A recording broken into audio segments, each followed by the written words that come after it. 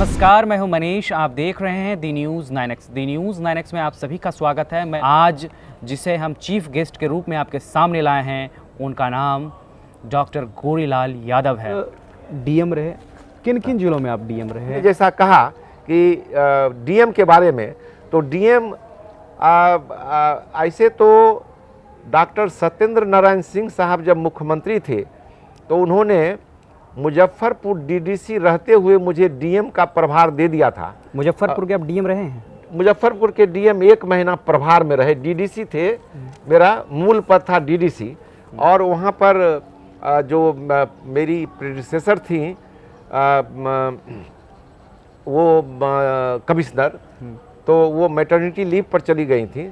तो उनके लीव पर जाने पर मुख्यमंत्री जी का आदेश हुआ था कि आप कलेक्टर के आवास में जा कर के रहिए, कलेक्टर की ड्यूटी कीजिए, डीडीसी की ड्यूटी भी वही कीजिए, आपको उसी निवास में रहना है, कलेक्टर की गाड़ी का इस्तेमाल करना है, अब डीडीसी की गाड़ी का इस्तेमाल नहीं करना है और आप वहीं रहिए। लेकिन 1 ही महीना के अंदर उनका कार्यकाल समाप्त हो गया और डॉक्टर जगन्नाथ मिश्रा जी आए। डॉक्टर जगन्नाथ मिश्रा जी मुख्यमंत्री के रूप में, और उन्होंने मेरी पोस्टिंग फिर पटना डीडीसी के रूप में कर दी और वहाँ पर कलेक्टर के रूप में अमिताभ वर्मा जी की पोस्टिंग मुजफ्फरपुर के कलेक्टर के रूप में उन्होंने कर दी। पटना डीडीसी कुछ दिन रहने के बाद लालू जी पावर में आए। लालू जी जब पावर में आए तो समझा जाए कि हमारे जो डीएम थे उस समय छुट्टी पर थे, वो बरेली उनका घर हुआ। एक सवाल है सर, लालू जी आपने बताया कि पावर में आए, आखिर गोरीलाल यादव और लालू यादव में क्या रिश्ते थे जो कि आपको डीएम बनाने के बाद चर्चे हुए कि जातिवाद बढ़ गया बिहार में? देखिए, असल माननीय लालू जी में और मुझ में क्या संबंध था आपने पूछा, तो मैं इतना ही कहूँगा कि मैं जब शुरुआती दौर में, क्योंकि मैं बीए ऑनर्स का पटना विश्वविद्यालय से टॉपर था। बीए ऑनर्स के आप टॉपर थे? टॉपर थे, इकोनॉमिक्स के टॉपर थे पटना यूनिवर्सिटी में, और एमए के भी टॉपर थे इकोनॉमिक्स में। तो जो इकोनॉमिक्स के इंग्लिश के टॉपर हुआ करते थे, फर्स्ट क्लास फर्स्ट हुआ करते थे, गोल्ड मेडलिस्ट हुआ करते थे, जो मैं बीए ऑनर्स में भी था पटना विश्वविद्यालय में और जो एमए में भी पटना विश्वविद्यालय में था, तो मैं वहीं पर लेक्चरर हो गया था। उस समय वीसी अपॉइंटमेंट हुआ करता था और वीसी जिसको देखते थे कि टॉप किया है तो कभी कभी रिजल्ट निकलने के दिन ही उनकी पोस्टिंग भी कर देते थे, वीसी अपॉइंटमेंट कह करके। और बाद में बिहार लोक सेवा आयोग से उसका कन्फर्मेशन होता था, इंटरव्यू होता था, तब कन्फर्मेशन होता था। उस समय कंस्टिट्यूएंट कॉलेजेज में नियुक्ति बिहार लोक सेवा आयोग से हुआ करती थी।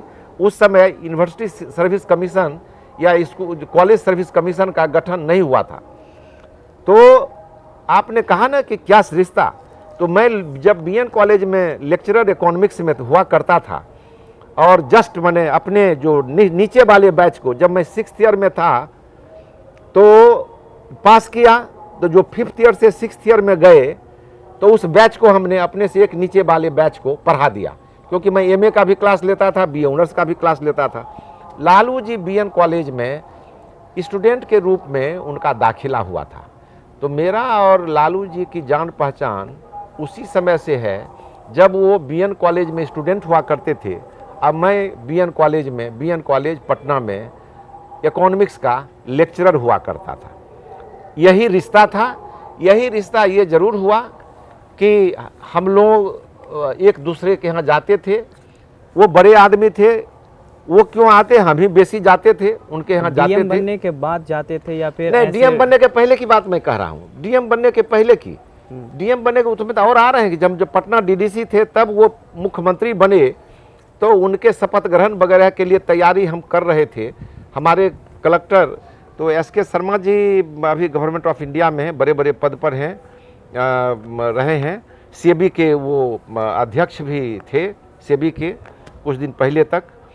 तो एसके शर्मा जी ने पटना में जब बरेली से आए और अंत उसमें थे ही शपथ ग्रहण के दिन, लेकिन शपथ ग्रहण की तैयारी सब मैंने ही करवाई थी। और लालू जी से यही संबंध है कि बाद में जब कलेक्टर मैं बना तो बनना ही था ऐसे।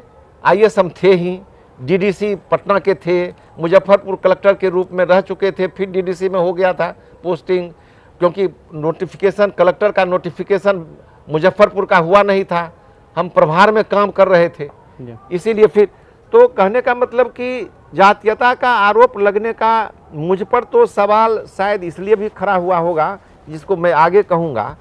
लालू जी पर तो सवाल ही नहीं हो सकता है, क्योंकि लालू जी खुद अपने भाषण में कहा करते थे, माननीय लालू जी, कि मेरा तो एक ही आईएएस ऑफिसर है यादव जाति का पूरे राज्य में, जब झारखंड भी उसी राज्य में था, अभी की तरह नहीं कि झारखंड अलग और बिहार अलग, और उसमें एक ही आईएएस ऑफिसर, जब हम गोरेलाल यादव थे, कांग्रेस रिजिम से आईएएस ऑफिसर चले आ रहे थे, तो उसको कहाँ कहाँ रखते। इसीलिए उन पर भी जातीयता का आरोप नहीं, मुझ पर जहाँ तक है कि अगर लगा है, मैं तो नहीं जानता था, लेकिन अगर ऐसा लगा है आपके चूंकि जातिवाद के आपके नाम पर ही लालू जी पर जातिवाद का आरोप लगा। हाँ, मेरे नाम पर लगा, तो मेरे नाम पर उन पर लगा तो वो गलत लगा, कारण कि वो तो अपने क्लियर करते थे कि मेरे तो एक ही आईएएस ऑफिसर गोरेलाल यादव हैं, तो उनको हम कहाँ कहाँ रखेंगे, और जब आईएएस हैं तो कलेक्टर होना ही है, और उसी रैंक में हैं तो कलेक्टर रखना है, कहीं तो रखना है। एक बात स्पष्ट कीजिए, चूंकि आप कांग्रेस के रिजिम में आईएएस बने थे या फिर आरजेडी के रिजिम में आए थे? नहीं, कांग्रेस के रिजिम में आईएएस मेरा सब आईएएस बना ही नहीं था। कांग्रेस गवर्नमेंट के समय ही हमारी अनेक पोस्टिंग भी आईएएस वाली कांग्रेस गवर्नमेंट में ही हो गई थी। लालू माने राजद के सरकार में मैं आईएएस बनने वाला नहीं हूँ। राजद की सरकार में जो आईएएस बने वो दूसरे लोग होंगे, उनका नाम भी हम जानते हैं, लेकिन हम तो थे पहले से ही। और कांग्रेस रिजिम में भी, जैसा आपने कहा, पहले पूछा है कि कौन रिजिम आपको अच्छा लगता है, तो कांग्रेस का रिजिम भी हमको अच्छा ही लगा था, हमने क्लोजली देखा था, और हमको राजद की सरकार भी अच्छी लगी, क्योंकि उसको भी क्लोजली देखा। सरकार कोई खराब नहीं होती है, जनता में किस तरह की अफवाह फैलती है या कौन लोग फैलाते हैं, ये इस पर डिपेंड करता है कि क्या हवा बन रही है, तो इसी का अंतर है। बहुत बहुत शुक्रिया। हमारी बातचीत आईएएस ऑफिसर गोरीलाल यादव जी से हो रही थी। आपको हमारा इंटरव्यू कैसा लगा, आप अपनी राय हमारे कमेंट बॉक्स में ज़रूर दें। अगर आप हमारा यह वीडियो फेसबुक पे देख रहे हैं तो हमारा फेसबुक पेज लाइक करें। अगर आप हमारा ये वीडियो यूट्यूब पर देख रहे हैं तो हमारा YouTube channel T news 9X को सब्सक्राइब ज़रूर कर लें।